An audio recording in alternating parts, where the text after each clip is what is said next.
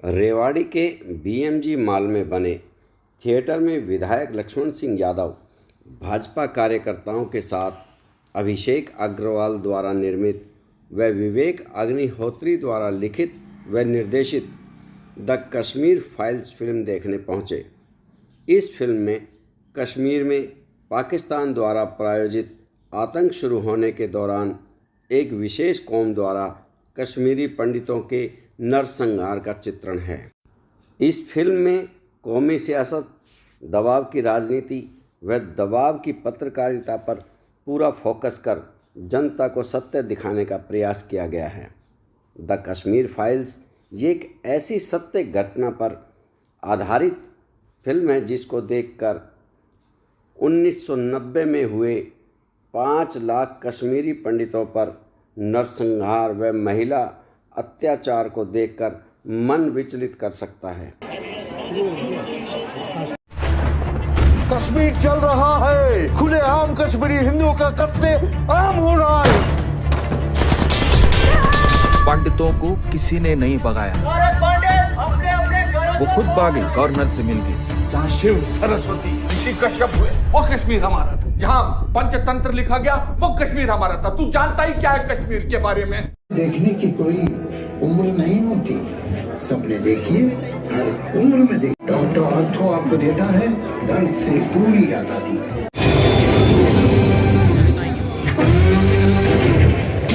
जंग ढूंढते हुए हथियार खुद ब खुद आएंगे।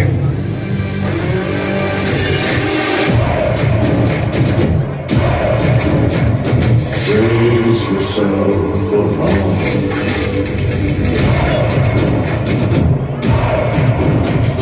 Raise yourself for good.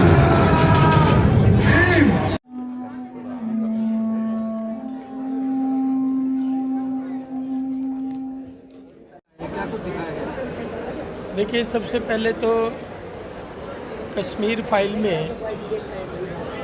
Kashmir के पंडितों का किस तरह से बर्बरतापूर्ण व्यवहार और वहाँ से जो निकाले गए,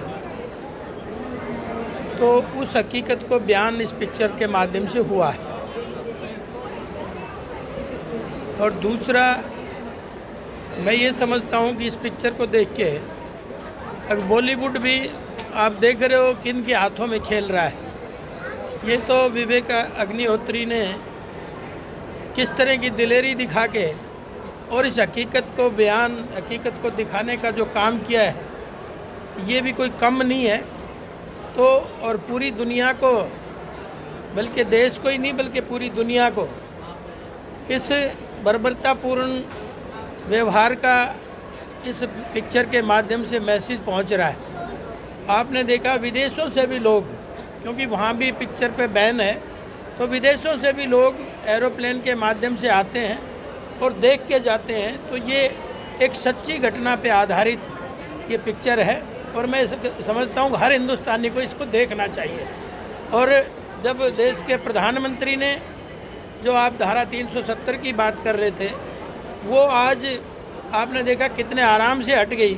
किस तरह से इस मुल्क को गुमराह किया जा रहा था, किस तरह से बहकाया जा रहा था कि भाई ये खून की नदियां बह जाएंगी, कश्मीर में ये हो जाएगा, वो हो जाएगा। आपने देखा कि एक पटाखा भी नहीं छूटा और धारा 370 को हटाने का काम इस मेरी मजबूत सरकार ने किया है, आदरणीय मोदी जी के नेतृत्व में किया है। ये इस पिक्चर में सब चीज़ों को डिटेल से दिखाया है, मीडिया को भी दिखाया है। किस तरह के बंधनों से जो चीज़ हकीकत होती है वो दिखाई नहीं जाती और किस तरह से परोसा जाता है, किस तरह से देश की जनता को गुमराह किया जाता है, वो एक एक पहलू इसमें देखने को मुझे मिला है। और मैं कहता हूँ ऐसी पिक्चरें जो हैं वो मैसेज देने का काम करती हैं और हकीकत को बयान करने का काम करती हैं। तो इस तरह के हिम्मतदार विवेक अग्निहोत्री जैसे लोग भी इस इंडस्ट्री में आने चाहिए ताकि दुनिया को सच्चाई का पता चले। देखिए, 1990 में कश्मीर से जो पंडितों को विस्थापित किया गया, भगाया गया, मारा गया, उनके माताओं बहनों के साथ अत्याचार किया गया, घरों को फूंक दिया गया, वो सारी सत्य आधारित घटना इस पिक्चर में है। और आज जब ये सत्यता पूरा भारत ही नहीं बल्कि पूरा विश्व जब देख रहा है तो एक अलग ही ये सोच कर रहे हैं कि भाई इतना भयंकर भी कभी हुआ होगा। तो वो सत्य आधारित आज ये पिक्चर सबने, हमारे भारतीय जनता पार्टी के बहुत सारे कार्यकर्ता आज हमारे साथ में हैं और ये अच्छे से जान रहे हैं अगर जिस दिन इस तरह से जहाँ हिंदू अल्पमत में आ जाएगा किसी भी राज्य में, किसी भी देश में, किसी भी प्रदेश में, वहाँ उनका भविष्य क्या है ये आज उनको जानकारी इस पिक्चर के माध्यम से हो रही है। और उसी का परिणाम है आज कश्मीर के जो आतंकवादी अलगाववादी लोग हैं उनको आज पूरा देश घृणा की दृष्टि से देखता है। और आपने देखा कि उसके साथ साथ आज जो परिस्थितियां हैं पूरे देश में बदल रही हैं। आदरणीय मोदी जी के नेतृत्व में, आदरणीय मनोहर लाल जी के नेतृत्व में आप देख रहे होंगे लगातार किस तरह से आज पूरे देश में शांति का माहौल है। आज देश को आगे ले जाने का माहौल तैयार हुआ है। तो मैं ये समझ सकता हूँ कि अगर धीरे धीरे इन कृतियों को भी हम मिटा पाएंगे, क्योंकि आज देश की जनता इस बात की गवाही है, जनता चाह रही है। और मैं तो विवेक अग्निहोत्री को बधाई देना चाहूँगा, क्योंकि आज बॉलीवुड जो है वो किन के हाथों में पूरी दुनिया जानती है। अब पिक्चर बनाना ऐसे हालात में ये पॉजिटिव माहौल था, इसीलिए बना पाए, वरना तो ऐसी पिक्चरें बना भी नहीं सकते। क्योंकि आपने देखा होगा ताशकंद फाइल का भी जिक्र आता है, तो ऐसी पिक्चरें बनाने का पहले तो सवाल ही पैदा नहीं होता। और ये ऐसे बहादुर लोग ही इस तरह के सत्यता को दिखा सकते हैं। इसके पीछे कारण क्या मानते, किन लोगों को हाथ था ये सब जिस तरह से पलायन हुआ वहाँ? देखिए ये तो मेरा कहने की ज़रूरत नहीं, मैंने कहा आतंकवादी अलगाववादी ताकतें जो कश्मीर में सर उठा रही थी, और सीधे सीधे तो यही था कि जो मुसलमानों ने मस्जिदों से बांग दी और ये कहा कि हिंदुओं रातों रात छोड़ जाओ, यानी भरी हांडी को छोड़ के लोग हाथ में एक बैग लेके भागे हैं। उनकी बिल्डिंगें भी जला दी गई, उनके ज़मीनें भी खोस ली गई। तो आज इतने सालों बाद इस पिक्चर के माध्यम से वो सत्यता को अवगत पूरे देश को और दुनिया को करा रहे हैं। कांग्रेस के नेता कह रहे हैं कि आधा सत्य बाहर आया है। कांग्रेस के नेता कह रहे हैं कि इस फिल्म में आधा सत्य दिखाया गया है। नहीं, कांग्रेस तो क्या कह रही है वो तो वो जाने, उन्होंने भी इतने साल राज करे, पूरा सत्य क्यों नहीं जाहिर करा।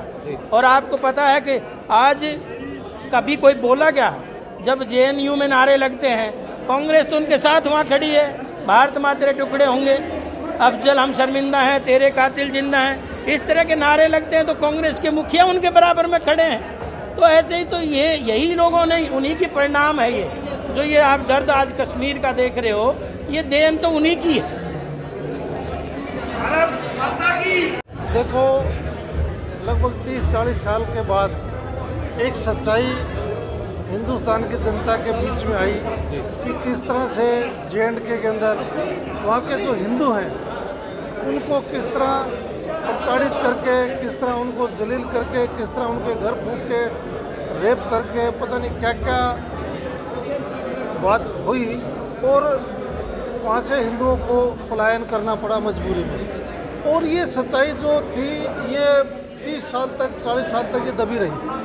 आज इस फिल्म के माध्यम से ये सच्चाई लोगों के बीच में आई है और लोगों को दर्द है कि इतना भारी अत्याचार समाज, हिंदू समाज पे जो हुआ और इतना समाज पे, हिंदू समाज पे अत्याचार होने के बावजूद भी जो सच्चाई थी वो पता नहीं क्यों, क्या कारण थे, वो उनको दबाया जाता रहा।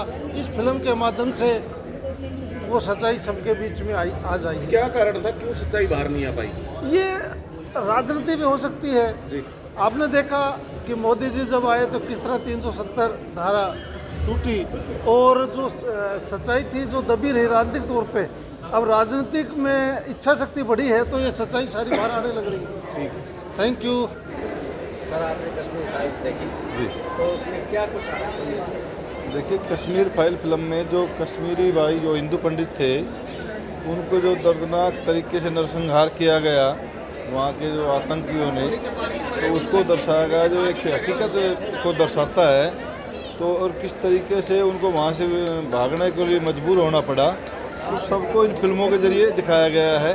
और ये फिल्म सभी हिंदुस्तानियों को देखनी चाहिए, उनके दर्द को समझना चाहिए। ये बड़ी भयंकर, दुखदाई, दर्दनाक कहानी है और ये सत्य कथा है जो 70 साल से कांग्रेस या अन्य मीडिया या जो कम्युनिस्ट लोग थे वो जिस प्रकार से छुपा रहे थे देश विरोधी गतिविधियों में लिप्त लोगों को और अपना संरक्षण दे रहे थे, ये उसका पर्दाफाश किया है, उसको सब नंगा करके रख दिया है। और ये इससे आम जनता जागरूक हो रही है और हाउसफुल जा रहा है। सारी जनता, मैं कहता हूँ, अपील करता हूँ कि हर हिंदू को ये कहानी देखनी चाहिए और हकीकत को जानना चाहिए। ये युद्ध हमारे दरवाजे पर आ रहा है, इसको समझना चाहिए और हर हिंदू को सक्रिय होकर के अपने देश को जगाना चाहिए। धन्यवाद। शीर्ष नेताओं ने सब कुछ बता दिया है, लेकिन एक बात रह गई है कि जिस तरह से यूनिवर्सिटी में JNU में जो गलत शिक्षा दी जा रही थी उसका पर्दाफाश हुआ है। बच्चों को, नव पीढ़ी को, हमारी न्यू जनरेशन युवाओं को जो गुमराह किया जा रहा था उसका क्लियर पता चला है। ये बिल्कुल एक सत्य घटना है जो आज फिल्म के माध्यम से हमें देखने को मिली। तो बच्चों से मैं यही कहूँगी कि वो किसी के बहकाव में आकर, अपने जोश में आके अपनी आशाएं जरूर रखें, अपने माता पिता के, अपने बुजुर्गों का जो उनको शिक्षा दी जाती है उसका जरूर ध्यान रखें, तभी हमारा देश उज्जवल और तरक्की की ओर बढ़ सकेगा। भारत माता की, भारत माता की, भारत माता की जय। वंदे मातरम, वंदे मातरम, वंदे। सही बात ये है कि निष्कर्ष तो जो कुछ है सबके सामने है ही। जो 1990 में 89 में जो त्रासदी हुई वो तो सबको पता है, बट इससे जो लोगों के सामने पिक्चर आ रही है कि भाई इस तरीके से हुआ होगा। क्यों JNU में भी जैसे लोगों का ब्रेन वॉश कर दिया गया, आपने जैसे फिल्म में देखा जो हीरो था उसका ब्रेन वॉश था। तो कहने का मेरा मतलब ये है कि जो ब्रेन वॉश था उसको वापस लाने के लिए उसके पेरेंट्स को, जिसकी खुद की मदर का ऐसे कत्लेआम हो गया हो और वो भी बरगलाया हुआ था, तो ये चीज़ हम लोगों के सामने देख पा रहे हैं, तो बहुत बड़ी बात है ये अपने आप में। और मैं इतना कहूँगा जी, इस पिक्चर के माध्यम से हमें ज़मीनी हकीकत का पता लगता है कि उस वक्त जो 5 लाख कश्मीरी पंडित हैं उनके साथ कितना नरसंहार हुआ होगा। जो आप देखो, जिसका पेरेंट्स गेहूं के टैंक में चला गया अंदर, उसको गेहूं के टैंक समेत छल नहीं कर दिया गया, जिसकी मदर को चौराहों पर आरे से कटवा दिया गया, ये कितनी बड़ी बात है। उसके सारे वस्त्रों को निर्वस्त्र कर दिया गया। तो कहने का मेरा मतलब ये है कि उस वक्त जो इन कश्मीरी पंडितों पर अत्याचार हुआ था ये हमें अपनी आंखों से, एक्चुअल में लोग कहते हैं कि ये भी 100% सच नहीं है, ये भी 20-30% सच है। अगर 100% दिखाया जाए तो कितना ज़्यादा सच रहा होगा, ये अपने आप में देखो बहुत निंदनीय बात है। देखा तो पुष्कर जी काफ़ी समय से धारा 370 की आवाज़ उठाते रहे, तो उसके बारे में क्या कहेंगे? सही बात यह है, पुष्कर जी जैसे ना पता कितने ही लोग थे। फिल्म में तो एक मात्र पुष्कर जी को दिखाया गया है जो आर्टिकल 370 पर भी और 35A पर भी आवाज़ उठाते रहे थे। बट जो दूसरी पार्टी थी, जो सरकार में थी, जो प्राइम मिनिस्टर थे, वो चाहते थे कि ये हट ही नहीं सकती, ये जो लग गई। ये भारतीय जनता पार्टी ने जो इस आर्टिकल 370 को हटाया है, ये देश के लिए, जो वहाँ लोग रह रहे हैं उन नागरिकों के लिए एक बहुत बड़ा काम किया है। और ये सिर्फ मुझे लगता है कि नरेंद्र मोदी जी ही कर सकते थे, इसके अलावा किसी में इतना दम नहीं था कि 370 को हटा दें।